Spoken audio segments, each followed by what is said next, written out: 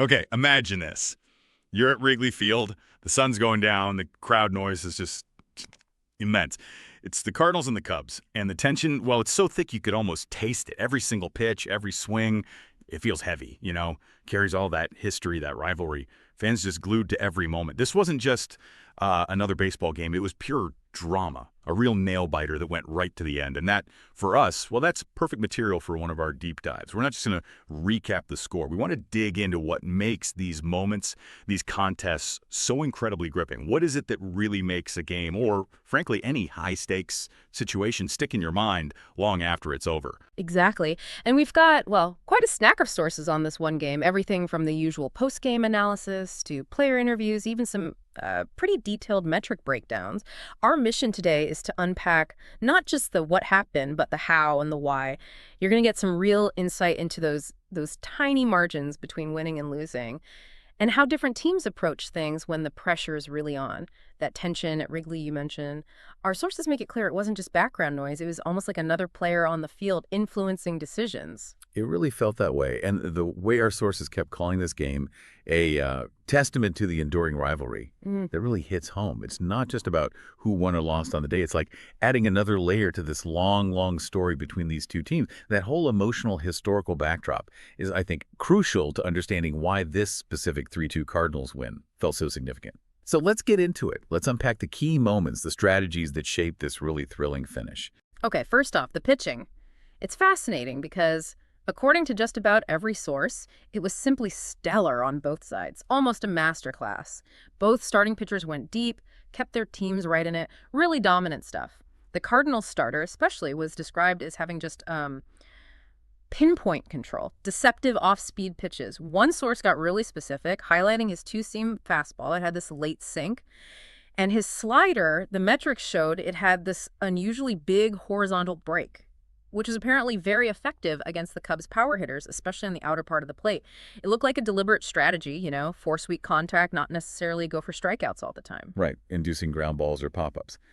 But the Cubs ace, he matched him almost step for step, didn't he? You mentioned the Cardinals guy forcing weak contact. How did the Cubs starter manage to keep it so close, even to, giving up a few more hits? What did the sources say about his approach, especially in those high-pressure moments with runners on? That's a great point because it shows a real difference in philosophy, maybe. While the Cards guy was about precision forcing contact, the Cubs' Ace 1 scouts notes we looked at suggested this relied more on just overpowering hitters. Big fastball, devastating curveball. Try and get swings and misses, especially in the clutch. Less about finesse, maybe, and more about sheer velocity and movement. And this carried through to the bullpens, too. The Cardinals relievers kind of stuck to that strategic plan, shutting the door late, while the Cubs' bullpen arms also came in, throwing hard, trying to maintain that power approach. Okay, so you've got these two strong but different pitching styles dueling it out. Where was the actual turning point? Our sources seem to zero in on the bottom of the seventh. Score tied 2-2.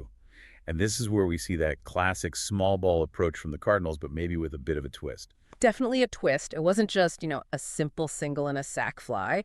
It was more deliberate than that.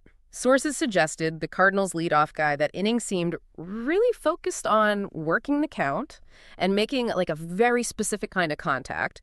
One analyst thought it might have been designed to beat a subtle defensive shift the Cubs were using. So that single, which looked maybe kind of harmless, it wasn't. And then the sacrifice fly apparently placed perfectly to avoid the outfielder known to have the strongest arm.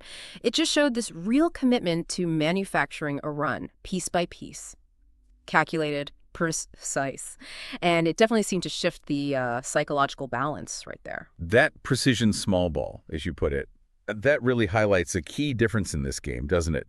Because the Cubs, you mentioned their power approach, but their offense just couldn't seem to break through. They'd been hot in previous games, apparently, but against this Cardinals pitching, nothing seemed to work.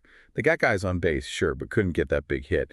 What did the sources suggest about why? Was it purely the Cardinals pitching or something about the Cubs' own hitting approach? It seems like a bit of both, but the sources really lean into the Cubs' approach at the plate. You read post-game comments from Cubs hitters, there was a lot of frustration, like they couldn't get a good swing off.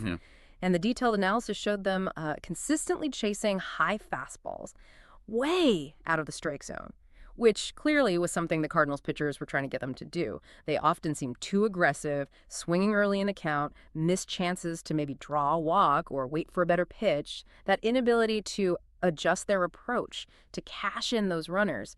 That really seems to be what cost them in the end. And on the flip side, the Cardinals. Our sources highlighted just how effective they were in their at-bats. Patient, drawing walks, making the Cubs pitchers work, throw strikes. And their hitters were described as incredible clutch. Seemed like they always got the key hit with runners in scoring position. How did they manage that? Was it just luck, things falling their way, or was there strategy behind that too? Oh, it seems far from luck. One article pointed specifically to this. Cardinals hitters, on average, saw more pitches per plate appearance in those high-leverage spots compared to the Cubs hitters. That suggests, a very deliberate strategy. Work the count deep. Make the pitcher throw more. Increase the chances of a mistake. Their adjustments before at-bats, based on scouting reports and what they were seeing during the game, were apparently really sharp. It looked like a team that really understood how to win a tight game. Patient, disciplined, and crucially, adaptable. And it wasn't just hitting and pitching, right? The defense in this game sounds like it was absolutely critical. Both teams making these spectacular plays, guys robbing home runs, infielders making diving stops. How big a role did defense really play in reinforcing those fine margins we keep talking about? Oh, huge. The sources really emphasized these weren't just, plays for the highlight reel. They directly impacted the potential score. Like the Cardinals shortstop made this diving stop, I think it was in the fifth. One article broke it down. It prevented what looked like a sure double, probably would have scored a run. And it was partly down to his positioning before the pitch. Just a few feet closer to second base than usual, based on preparation. Tiny adjustments like that, born from scouting and anticipation, they literally saved runs. And similarly, a Cubs outfielder made this amazing leaping catch right at the wall, saved a go-ahead homer in the sixth. It was just a really clean game overall, very few errors, which only made everything feel more intense, right? Every single routine play, every fundamental, it just felt magnified. So pulling it all together from this deep dive, what we saw was this classic example of what makes baseball, or really any competition, so compelling. A super tightly contested game, two really evenly matched teams. And the outcome truly felt like it was hanging in the balance right up until that last pitch. We saw those contrasting pitching philosophies creating this amazing duel. We saw how the Cardinals' smart small ball in the seventh inning wasn't just opportunistic, it was strategic. And how the Cubs, despite getting runners on, just couldn't find that breakthrough hit. Their struggles to capitalize were key. Then you had the Cardinals' patient, clutch hitting, and truly outstanding defense from both sides. It just highlights how vital executing fundamentals under pressure really is.